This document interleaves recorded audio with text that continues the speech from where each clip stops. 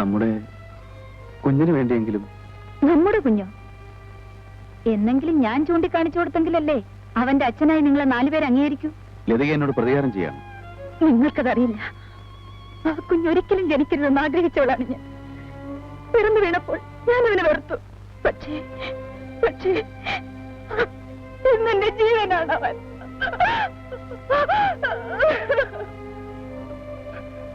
എന്റെ എല്ലാ സ്വപ്നങ്ങളും തകർത്തവനാണ് നിങ്ങൾ.